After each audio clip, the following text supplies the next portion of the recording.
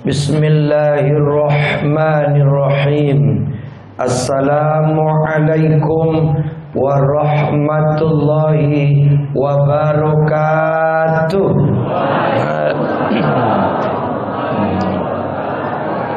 Bapak Ibu sehat? Alhamdulillah.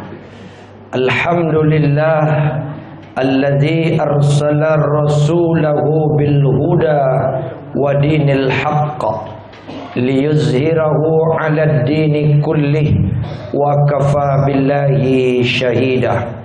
Qala Allah ta'ala fi kitabihil karim, a'udzu billahi minasy syaithanir rajim. Bismillahirrahmanirrahim. Laqad kana lakum fi rasulillahi uswatun hasanah liman kana yarjullah wal yawmal akhir wa dzakarallaha katsira. Faqala aidan wa innaka la'ala khuluqin azim. Faqala aidan wa ma arsalnaka illa rahmatan lil alamin. Faqala aidan walladzi ba'atsa fil ummiyina rasulan minhum yatlu 'alaihim ayatihi wa yuzakkihim wa yu'allimuhumul kitaba wal hikmah wa in kanu min qablu lafi dhalalin mubin. Shadaqallahul azim. Yang saya hormati Bapak Ketua RW, Bapak RW 7 Pak ya? Kalau Pak Eri RW 11, 2 RW. Alhamdulillah. Pengurus Masjid Al-Barokah, Bapak-bapak RT, tokoh-tokoh masyarakat, Bapak Ibu seluruh jamaah yang hadir, Bapak Ibu yang soleh dan solehah beserta anak-anak kita, insya Allah yang hadir ini senantiasa diberikan Allah nikmat rezeki hidup barokah, selamat dunia akhirat. Amin ya rabbal alamin. Mohon doa Bapak Ibu, suara saya agak rusak. Doakan supaya suara saya ini baik. Ini lagi musim konser nih. Mari kita bersyukur kepada Allah dengan mengucapkan alhamdulillah. Malam ini bertepatan dengan hari lahirnya Rasulullah tadi. Kalau sekarang lewat 1 hari, sudah menjadi 13 Rabiul Awal. Hanya beda 1 hari. Alhamdulillah, bertepatan pula dengan jadwal wirid.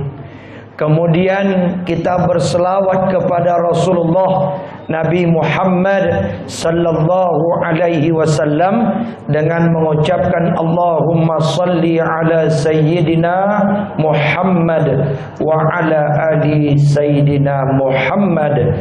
Assalamu alayka ya Rasulullah. Bapak Ibu yang saya muliakan, bicara tentang maulid, ada 2 yang akan saya sampaikan. Yang pertama, sejarah peringatan maulid Nabi. Kapan peringatan maulid Nabi ini diperingati? Kenapa perlu saya sampaikan?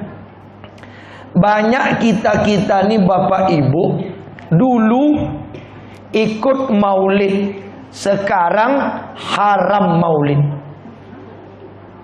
Iya, dulu ikut maulid, sekarang haram maulid. Dulu ikut masa anak-anak, ikut dia memperingati maulid. Setelah besar dibid'ahkannya maulid itu. Di mana salahnya? Ini kesalahan ustaz. Kesalahan kami tidak menceritakan maulid itu sebenarnya diperingati tidak oleh Nabi, oleh ulama-ulama atau tidak. atau maulid ini dibuat-buat orang. Karena mereka itu rata-rata mengatakan maulid ini haram, dituduhnya maulid itu dibuat-buat. Dibuat-buat, diada-adakan. Itu budaya Hindu. Ada yang mengatakan itu budaya Syiah. Ini kan karena kita tak tahu sejarah, iya pula kata kita. Jadi ini perlu saya jelaskan. Yang kedua, saya akan menyampaikan tentang apa yang kita contoh dari Rasulullah. Dua itu saja. Kalau diceritakan tak cukup waktu. Jam 7 kurang seperempat. Jam 7 lewat 10 dah azan orang. Bagaimana mengakalinya? Saya ceritakan singkat saja dari sejarah. Kebiasaan orang Arab, ya Bapak Ibu, bukan Arab ketika Nabi saja hidup, tidak. Sebelum Nabi ada, orang Arab jahiliyah itu sudah terbiasa mereka memuliakan tamu. Maka Nabi salah satu yang dilestarikan oleh Rasulullah sampai sekarang menjadi sunnah bagi kita adalah memuliakan tamu, budaya orang jahiliyah.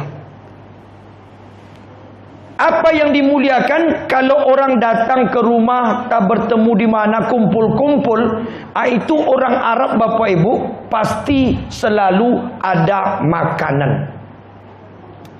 Itu biasa orang Arab. Kalau kumpul Pak, itu pasti makan itu.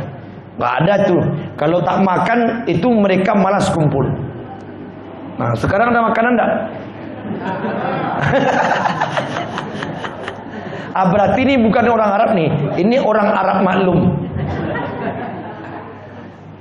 Maka ketika Rasul berkumpul dengan sahabat bawa makanan.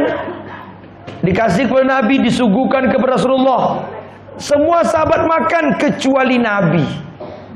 Nabi tidak makan, sahabat tentu bertanya, kenapa tak makan Rasulullah? Kata Rasulullah, haza yaumil isnin. Hari ini bertepatan dengan hari Senin. Saya minta maaf, kata Rasulullah. Kalian makan-makanlah, tak apa-apa. Kenapa emang hari Senin itu Rasulullah? Teringat oleh saya. Saya itu dilahirkan di hari Senin. Terus apa hubungan dengan makan Rasulullah? Karena teringat hari lahir, maka inni shaim. Saya hari ini berpuasa. Maka sejak itulah puasa sunat Senin sampai sekarang berpahala. Nabi ingat hari lahirnya saja, beliau isi dengan puasa. Berapa kali Nabi mengingat hari lahirnya dalam satu bulan? 4 kali. Berarti Nabi maulid berapa kali sebulan? 4 kali. 1 tahun berapa kali Nabi maulid? Kalikan 12. 48, mungkin ada sampai 50 kali. Nabi itu memperingati maulidnya dengan cara puasa. Maka Nabi sudah memperingati hari lahirnya dengan cara berpuasa. Satu, Nabi memperingati maulid, tapi dengan cara tak seperti kita. Kita isi dengan ibadah juga. Silakan, ada pengajian, ada ini, ada itu, silakan. Selama tidak ada perbuatan syirik, silakan. Di masjid lagi, ada silaturahim lagi. Maka ini juga termasuk sunnah. Yang kedua, kemudian kapan baru diperingati seperti ini? Zaman sahabat memang tidak ada. Sahabat melanjutkan puasa sunat. Karena zaman Abu Bakar tidak sempat memikirkan maulid dibuat perayaan seperti ini. Karena 2 tahun Abu Bakar sibuk mengurus rakyat yang amburadul setelah meninggalnya Rasulullah. 2 tahun Abu Bakar menyerang, mengejar orang-orang murtad, menyerang orang-orang yang mengaku Nabi. Abu Bakar menyerang orang-orang yang tidak mau berzakat. Itu habis waktu 2 tahun Pak. Boro-boro buat perayaan tidak sempat. Zaman Umar sibuk memperbaiki ekonomi rakyat. Ekonomi. Selama 5 tahun, ekonomi rakyat dan sahabat-sahabat umat Islam semua berjaya. Zaman Umar tidak ada satupun orang Islam yang miskin. Sibuk dengan ekonomi. Zaman Utsman sibuk memperluas wilayah sampai ke semenanjung Eropa. Sibuk mengurus tentang itu. Zaman Ali goncang politik sampai terjadi peperangan untuk merebut kekuasaan. Bahkan istri Nabi Aisyah radhiyallahu anha ikut memimpin perang dalam perang Siffin. Tidak sempat ngurus-ngurus kayak gini nih. Tidak aman kondisinya. Sibuk tentang hal-hal yang untuk fundamental. Baru pada abad ke-7 atau 100 tahun setelah Rasulullah wafat, diadakanlah peringatan Maulid Nabi di satu negeri namanya Basrah. Tahu Basrah, Pak? Di mana? Di Tolua. Ayolah, bilolo orang Arab ke Tolua memperingati Maulid Nabi. Itu Basrah. Mungkin dulu Basrah itu, Pak, asal katanya Basrah juga. Karena di Kwansin itu banyak negeri-negeri Arab Kopah. Itu dari Kufah. Seberang Taluk itu ada namanya Kelombok Kufah. Itu dari orang-orang Kufah Arab yang membuat nama itu. Ada Madinah. Nama kampung kami ada namanya Madinah. Itu juga dari Arab. Basrah kecamatan. Nah, bukan situ. Basrah di situ artinya Irak. Raja yang memperingati Maulid Nabi. Kondisi sudah aman. Raja sudah aman memimpin rakyat. Rakyat sudah sejahtera. Apa kata raja? Besok kita berkumpul di 12 Rabiul Awal, karena teringat olehku lahirnya Rasulullah. Kita melestarikan dan kita kembali mengingat sejarah dalam tanda bukti kita mencintai Rasulullah. Nama raja itu Al-Malik Irbil Al-Iraqi Nazafaruddin rahimahullah. Siapa namanya, Bu? Panjang ya? Al-Malik artinya raja. Irbil artinya kampung kelahiran beliau. Al-Iraqi, Irak. Nah, nama aslinya Nazafaruddin. Udin sedunia. Mana Pak Udin?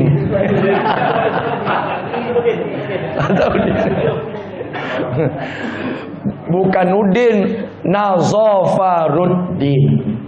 Nah, waktu itu hadir 2 ulama besar. Ulama pertama yaitu Ibnu Katsir. Kalau Bapak Ibu suka membaca buku tafsir, pasti tidak asing nama Ibnu Katsir. Karena zaman itu lahir, sudah hidup Ibnu Katsir. Beliau juga ulama Irak. Dan yang kedua, ulama fuqaha bernama Imam As-Suyuti. Imam As-Suyuti dengan Al-Malik Irbil Al-Iraqi Nazafaruddin dengan Imam As-Syekh Ibnu Katsir itu sezaman. Satu masa. Cuman Imam As-Suyuti bergelut di bidang fikih, hukum, halal, haram, wajib, makruh, sunnah. Itu ulama fuqaha. Imam Suyuti itu bergelutnya. Kalau Ibnu Katsir tafsir Quran.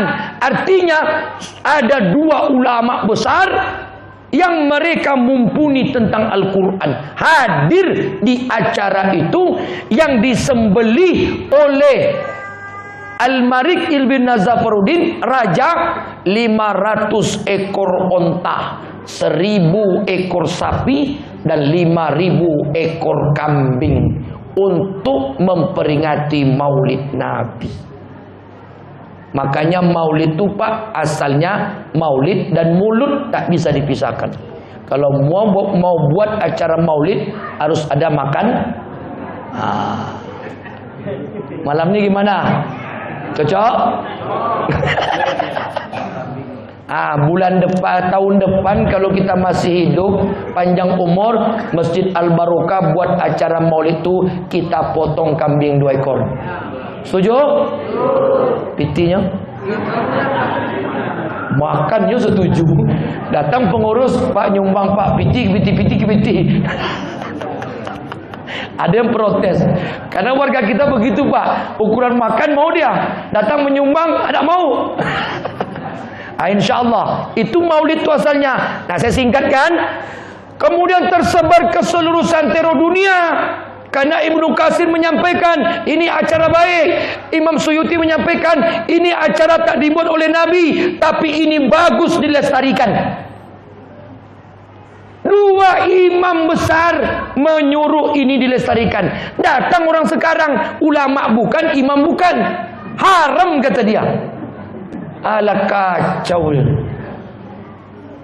Siapa yang hadir acara maulid masuk neraka.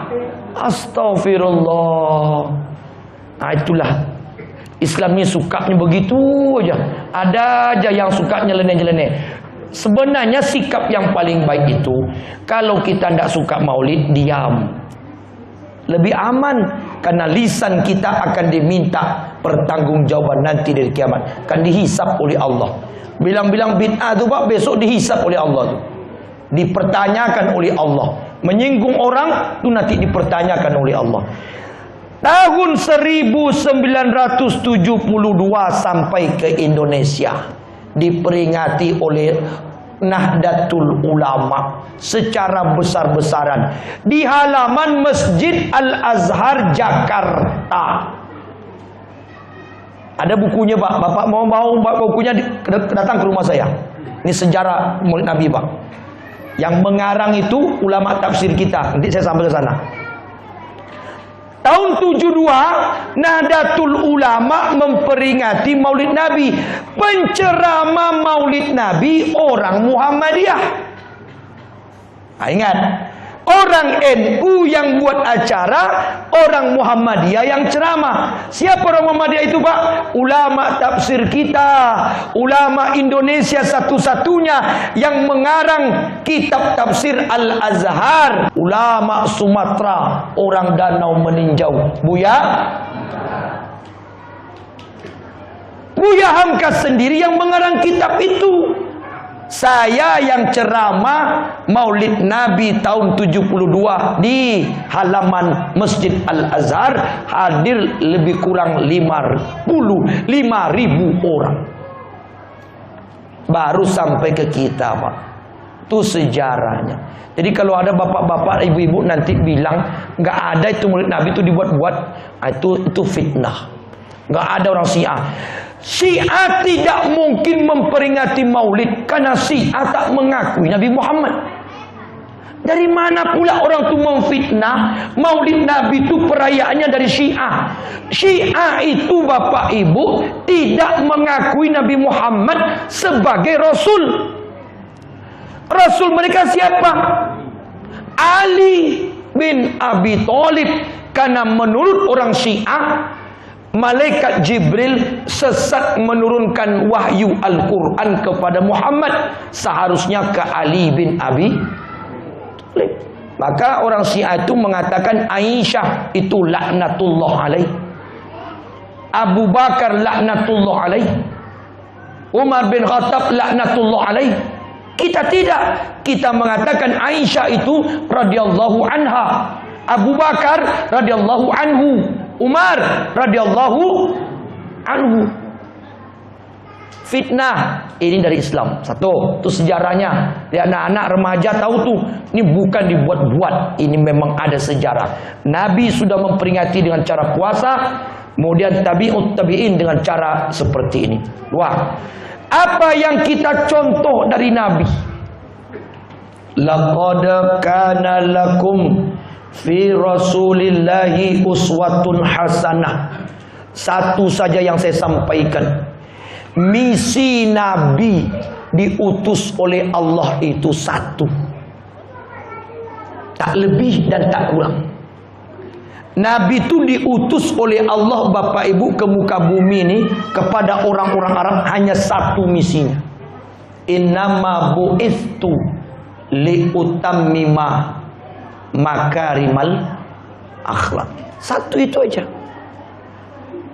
Ada akhlak kepada Allah, ibadah namanya. Ada akhlak kepada manusia, sosial namanya. Akhlak. Berakhlak kepada Allah dengan mengikuti perintah Allah, taat dengan amal ibadah. Maka solat itu bentuk akhlak kepada Allah. Maka baik-baik solat, jangan main-main. Ma bicara Bapak Ibu, ada orang solat pakai singlet. Katanya apa? Kan sah Pak Ustaz. Betul. Solat pakai singlet tertutup aurat, betul. Ya, solat pakai baju oblong, kaos oblong sah, betul. Tapi kira-kira beretika enggak kita kepada Allah? Itu aja masalahnya. Bapak jumpa Pak RT sanggup enggak pakai singlet? Coba warga sini mau ke rumah Pak Jerry, Pak RW pakai singlet, mau enggak? Hah? Apa Pak RW? Pak RW pakai singlet pula. Pak RW sudah pakai baju, tengok tamu pakai singlet, buka aja bajunya. Asam bawa. Iya kan? Bagaimana kalau jumpa Bapak Bupati, Wali Kota, Gubernur? Gimana kalau diundang oleh Presiden? Manusia yang tak pasti masuk surga, Pak. Nggak layak kita pakai baju singlet. Ini menghadap Allah. Itu namanya akhlak kepada Allah. Akhlak kepada manusia begitu juga. Akhlak itu apa Ustaz? Akhlak itu bisa kalau kita bawa ke Indonesia artinya moral, budi pekerti, kelakuan, adab, apalagi perangai, etika. Kalau bahasa kampung saya namanya taroti. Nah, kalau tahu arti taroti itu asli orang kampung saya tuh. Kalau ada orang tua ngomong ndak bataroti, itu berarti dah jelek akhlak itu. Kalau ada calon menantu ke rumah laki-laki ngobrol sama calon mertua, selesai ngobrol ke belakang mertua, tanya sama anak gadis. Apa kata anak gadis? Bagaimana ya? Ndak bataroti Pak Jadro. Itu ndak akan menikah tuh. Sampai kapanpun tak akan menikah itu. Karena sudah dianggap oleh orang tua tidak bermoral, tidak berakhlak. Jelek itu. Islam punya tingkatan Pak, Bapak Ibu. Tingkatan pertama namanya iman. Yarfa'illahu allazina amanu minkum iman. Di bawah iman, wa utul ilma darajat, ilmu. Di bawah ilmu, amanu wa amilus solihat, amal soleh. Ada iman, ada ilmu, ada amal soleh. Di atas ketiga ini Bapak Ibu, akhlak. Ini yang hilang sekarang Pak. Tidak bisa dikatakan orang itu beriman kalau tidak berakhlak. Tidak bisa dikatakan dia orang cerdas, orang pintar oleh Allah kalau dia tak bermoral, tak beradab. Untuk apa sekolah tinggi-tinggi kalau akhlak tidak baik? Gak ada gunanya. Itu sampah masyarakat. Cerdas, punya jabatan, punya pangkat, tapi merusak, itu sampah. Sampah masyarakat itu. Ujung-ujungnya pakai baju oranye. Kan banyak orang sekarang Pak, pintar, diangkat jadi ini, akhirnya pakai baju oranye. Titel panjang, lebih panjang daripada namanya. Profesor, doktor, insinyur, pakai haji pula tuh. Nama seketiknya Abdul. Belakang panjang lagi tuh Pak, MM, MPD, MSI, MPO. Taman apa tuh Pak? Tapi mencilok, maliang, tidak berakhlak, sampah itu Pak. Tidak bisa dikatakan orang itu beramal soleh kalau dia tak bermoral. Jangan tertipu Pak. Orang baik itu bukan banyak solatnya. Orang baik itu bukan karena bagus pakaiannya. Tidak. Orang yang rajin ibadah itu proses, alat untuk menuju satu pintu yang disebut dengan orang yang berakhlakul karimah. Itulah misi Nabi Bapak Ibu. Saya tanya Bapak Ibu yang dimuliakan Allah. Nabi Sallallahu alaihi wasallam pertama sekali sholat umur berapa? Coba bapak-bapak. Ayo, siapa yang tahu boleh pulang. Ada yang tahu enggak? Hah? Bapak-bapak. Ibu-ibu mungkin dah tahu, dah bocor soalnya. Hah? Umur berapa, Pak? Umur 53 Nabi baru sholat. Nabi wafat umur berapa? 63. Berarti berapa tahun Nabi sholat? Bapak ibu berapa tahun sholat? Mungkin secara kuantitas bapak ibu lebih lama daripada Nabi sholat. Nabi 10 tahun, Pak. Kok umur 53, Pak Ustaz? Nabi diangkat jadi Rasul. Iqra' bismi rabbikal ladzi khalaq. Sebagai bukti kerasulan Nabi turun Al-Quran umur 40. Apa tugas Nabi setelah itu? Tauhid, tauhid, tauhid, tauhid. Mengajar orang-orang Mekah yang kafir, yang syirik, bertauhid pada Allah. 13 tahun Bapak Ibu. Nggak ada sholat. Nggak ada sholat. Nggak ada puasa. Zaman Nabi menjadi Rasul di Mekah tidak ada puasa. Karena puasa baru turun di Madinah. Karena itu Al-Quran bunyinya, ya ayyuhallazina amanu, wahai orang-orang beriman. Kalau ada Al-Quran yang pangkalnya ya ayyuhallazina amanu, itu tidak turun di Mekah, itu turun di Madinah. Namanya surat Madaniyah. Surat Makkiyah tidak pakai ya ayyuhallazina amanu, tapi ya ayyuhan nas, ya bani Adam, itu turun di Mekah. 13 tahun Nabi ngajar sahabat, ngajar orang Mekah, tauhid, Pak, tauhid saja. Bertauhid la ilaha illallah, la ilaha illallah, la ilaha illallah. 13 tahun. Baru ketika Abu Thalib wafat, Khadijah pun wafat. Umur Nabi 53 tahun. Disebut dengan Ammul Hazan. Tahun kesedihan Nabi. Nabi diajak oleh Allah jalan-jalan ke langit 7, Sidratul Muntaha. Untuk apa? Menjemput perintah solat. Baru menjemput perintah solat dalam peristiwa Isra Mi'raj. Pulang dari Isra Mi'raj dapat kewajiban solat. Baru beberapa hari Nabi disuruh Allah pindah ke Madinah. Nabi itu solatnya umur 53. Jadi sebelum Nabi solat, sebelum puasa, Nabi itu ngapa? Nabi itu diajar, dibimbing, dibina oleh Allah. Akhlaknya, moralnya, adabnya, budi pekerti, Pak. Maka akhlak lebih lama diajarkan Allah sebelum berilmu dan beramal. Nabi dibimbing Allah berbudi luhur, bermoral, baru bertauhid, beriman pada Allah. Nabi waktu anak-anak agamanya apa? Hah? Coba jawab. Bismillahirrahmanirrahim.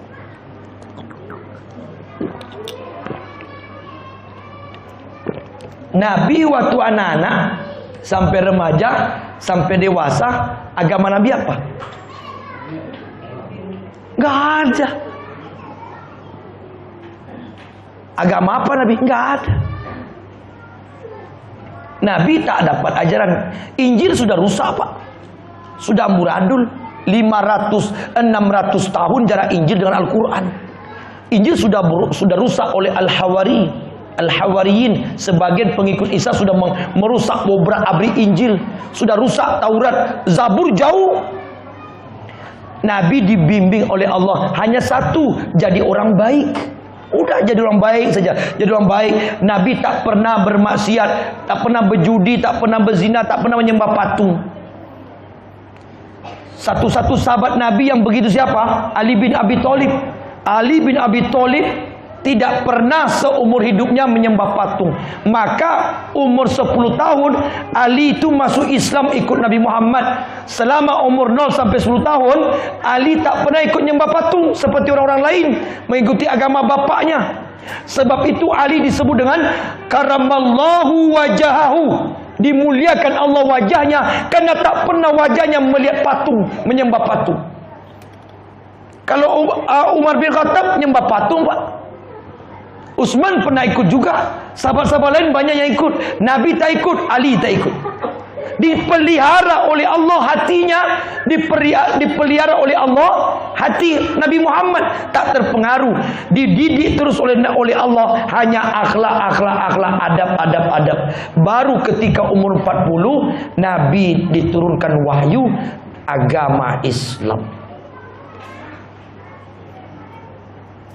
Saya ulangi lagi, sebelum Nabi beramal, sebelum Nabi beribadah, sebelum Nabi mengucapkan la ilaha illallah, Nabi diajar Allah akhlakul karimah. Puluhan tahun. Inilah yang kita sekarang hilang, Pak. Anak kita ajarkan apa, Pak? Ilmu. Apa yang kita ajarkan anak? Amal. Anak kecil 2 tahun diajak solat, iya kan? Anak umur 3 tahun sudah belajar hafiz Quran. Kita lupa adab harus didahulukan. Maka jangan heran ada anak umur 7 tahun, Pak, sudah solat tapi pelawan sama orang tua. Betul? Anak sekarang, Pak, ada hafal Quran juz amma 1 juz, hafal dia. Umur 8 tahun, sekolah dia di SD Islam, tapi ngomong sama bapak emaknya kasar. Mama, itu bukan anak tuh, Pak. Itu sudah keluar dari Islam itu. Dah salah kita, Pak. Nggak boleh ada anak memanggil orang tuanya dengan panggilan Mama, Ibu, Umi. Nggak boleh. Kalau jumpa anak seperti itu, jentik mulut dia. Kurang ajar kau nak, durhaka sama ibumu. Kalau kau manggil mama, dekat ke mama badan kau tuh, baru panggil. Datang ke mama kau tuh, jarak-jarak sekian senti, 150 senti, mama, kan bisa. Kenapa mesti panggil dari jauh? Mama! Siapa yang membiarkan anak seperti ini, maka dia akan melahirkan iblis dalam rumah tangga. Betul? Bapak Ibu, ini akhlak nih, kita kembali pada diri kita. Bapak Ibu yang dimuliakan oleh Allah Subhanahu wa taala. Ini contoh lagi satu. Anak SD, anak SMP, ya, tidak boleh orang tua memberikan peluang pintu masuk untuk dia memilih sesuatu yang dia inginkan. Tidak boleh. Orang tua yang menentukan karena orang tua lebih tahu. Jangan anak, Pak. Hancur nanti Bapak Ibu. Contoh, mama masak, mamanya sudah masak telur ceplok, ikan teri goreng, pakai sambal misalnya, pakai sayur. Nah, mama udah masak, makan ya. Titik. Jangan tanya, anak mama yang cantik, yang ganteng, mau makan apa siang ini, ayo. Mama sudah masak telur tuh, masak nasi, masak ini. Tak mau mah, makan Kentucky, makan nugget. Nugget tak ada, tak mau, tak makan. Ibu, kalau begini anak akan lahirlah iblis di rumah tangga. Nggak ada, makan. Mak sudah masak telur, dah masak tahu, dah masak tempe goreng, makan. Kalau kau tak makan, kau usah makan. Jangan kasih peluang dia masuk, Pak. Ini sepele tapi ini berbahaya. Bapak ibu ke pasar beli baju untuk anak, bapak ibu lebih tahu yang baik untuk anak. Bukan anak yang tahu, Pak. Anak tuh taunya enak, senang, itu tahu dia. Yang lebih tahu untuk kebaikan anak itu orang tua. Beli baju sampai di rumah, nak, mama beli baju, ayah beli baju, pakai. Jangan sampai dia bertanya, mama, saya tak mau baju itu, tak bagus, tak matching. Apa baju mama tuh? Enggak zaman. Diganti baju lain, maka akan lahir iblis di rumah tangga. Ajar adab, Pak. Ajar akhlak. Dulu pernah saya mengatakan, apa beda orang tua dulu dengan orang tua sekarang? Apa beda emak-emak dulu dengan emak-emak sekarang? Kalau ibu dulu hamil mengandung bapak ibu, yang dilahirkannya anak. Ya. Kalau orang tua dulu hamil mengandung, lahir anak.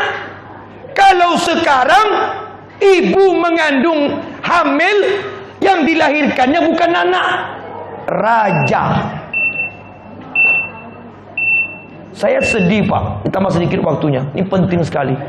Terakhir saya nonton di berita Pak, anak SMA, kawan-kawan datang pakai motor, dung.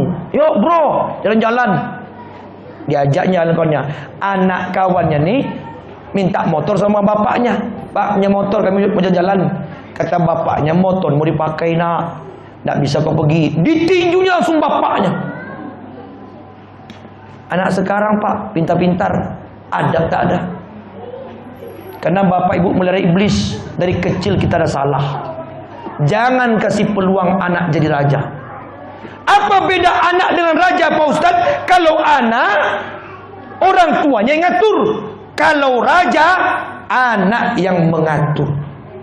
Lambatlah bapaknya jemput anak SMP. Dah panas-panas anaknya pulang sekolah nunggu bapaknya.